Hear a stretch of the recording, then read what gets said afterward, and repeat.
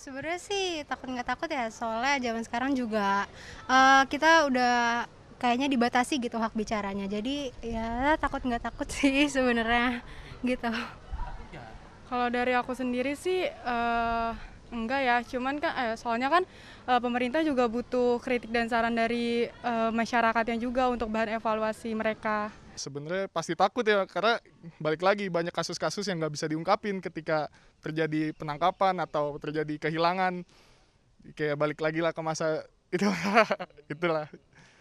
Ya jujur sebenarnya takut sih, cuman kenapa harus ditangkap gitu? Kalau misalnya kritiknya bisa membuat negara menjadi lebih baik, kenapa harus ditangkap gitu? Terima kasih Anda masih menyaksikan Perempuan Bicara. Di segmen terakhir ini saya ingin dengarkan Shirley. Shirley, tadi sebelum jeda kita dengar soal diksi buzzer dan influencer yang ternyata sangat sensitif ya. Karena ada tuduhan-tuduhan atau mungkin report soal adanya benar-benar anggaran dan lain-lain. Anda sebagai milenial influencer melihatnya perbedaan yang sangat jelas apa antara buzzer dan influencer? Kalau buzzer itu, saya langsung menjawab, izin Mbak. Ya.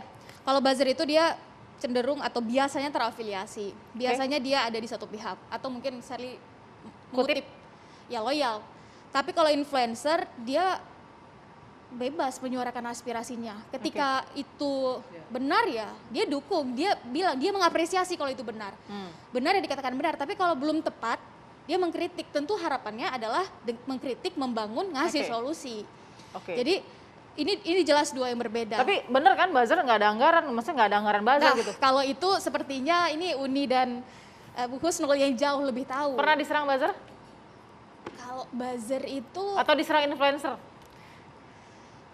Influencer, maksudnya gimana? Pernah mendapat serangan langsung nggak dari para influencer atau buzzer mungkin yang berseberangan dengan Shirley? Ya kalau itu kan tingkat saling mengkomen di sosial media kan wajar ya, itu wajar. Jadi artinya bahkan dikelompokkan. satu orang bisa punya 10 akun Mbak Balkis. Jadi nggak dengan mudah mengkelompokkan mana buzzer, mana influencer begitu?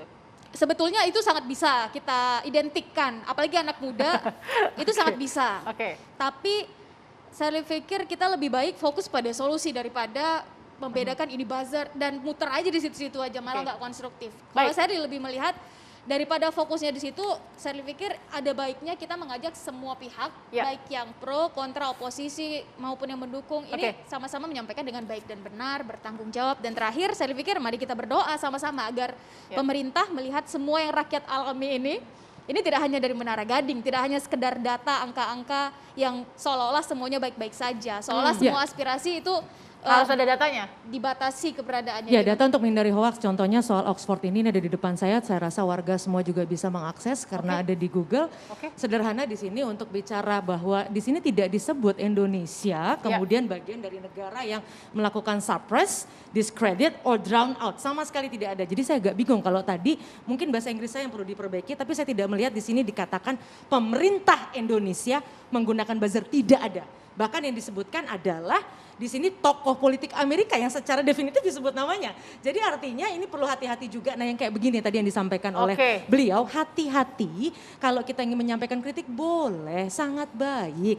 Tapi jangan juga menggunakan kata-kata asing untuk sekedar memperkuat opini, tapi faktanya ketika kita baca tidak ada Indonesia ini bendera saya sampai dari tadi besar kecil tidak ada nih. Jadi lebih baik sekarang daripada kita lelah mencaci maki, lebih baik lelah membangun negeri dengan cara masing-masing. Bu Husnul, dibantah riset Oxford University soal suppressing. Baca aja nanti yang lengkapnya. Jadi kan ini kan yang ditulis ini, nanti baca aja report ini lengkapnya. juga cukup lengkap, teman-teman bisa Satu, cari di ya, Google. demokrasi di Indonesia itu indeksnya turunnya itu sampai 15 poin. Ya. Itu salah satu dari ukuran kalau kita mau ngomong ukuran. Cek aja indeks demokrasi Indonesia. Indeks korupsi hancur juga.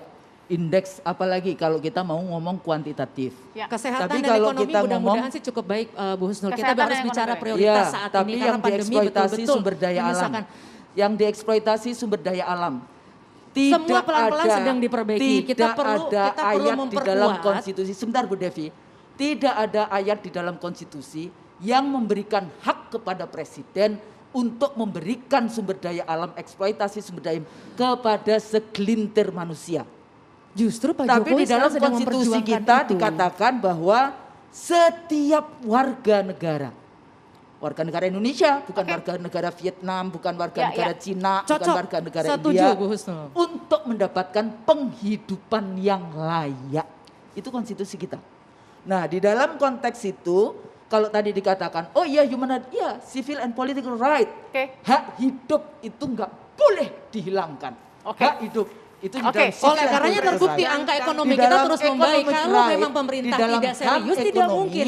Itu Tanpa disebutkan angka-angka bagaimana kita mengukur posisi kita? Kita tetap harus mengerti butuh itu. angka untuk memastikan ada justifikasi yang memang Tadi akurat mengatakan angka, begitu angka Ibu, muncul kebaikan kemudian dinegasikan. silakan Itu bukan aja. sesuatu Oke, yang saya bilang silakan arif aja. juga dalam hal ini. Sesuatu Silakan yang baik aja. juga harus Saya kira diapresiasi. begini, Diki sebentar. Saya kira Nggak, begini. silakan Kalau aja, tadi tadi ngomong disampaikan angka, bahwa saya kasih eksploitasi indeks. sumber daya alam kita.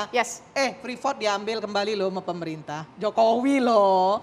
Kemudian Blok Mahakam diambil lagi loh Blok oleh Mahakam pemerintah. itu, Jokowi baca dulu. itu gitu Blok ya. Mahakam itu nggak kemudian usah diambil, sudah masuk karena itu undang-undangnya kemudian begitu. setiap Perjanjiannya investasi memang di sudah Indonesia habis. hari ini investasi di Indonesia harus 51% itu milik Republik. Jadi tidak benar itu ada eksploitasi di pemerintahan Jokowi itu sekarang merajalela, itu bohong dan fitnah. Oke, saya minta secara spontan. Ini satu kata untuk demokrasi, untuk kemudian mengerucutkan arogansi atau aspirasi. Satu kata untuk demokrasi Indonesia, Bu Husnul. Demokrasinya turun kan, mengarah ke totaliter. Totaliter. Shirley. Sakit. Sakit. Mbak Irma, demokrasi. Demokrasi kita sudah berjalan sesuai dengan on the track. Satu kata apa Pak? On the track betul ya? On the track. Mbak Devi. Bangga. Oke, wow. Terima kasih perempuan-perempuan hebat di kiri dan kanan saya, luar biasa. Di Perempuan Bicara kali ini mudah-mudahan ada perspektif yang bisa membuat Anda lebih terbuka lagi dengan positif dan negatifnya ya. Kita bisa lihat bersama pembelajaran dari hari ini. Terima kasih sudah saksikan Perempuan Bicara. Selamat malam, sampai jumpa.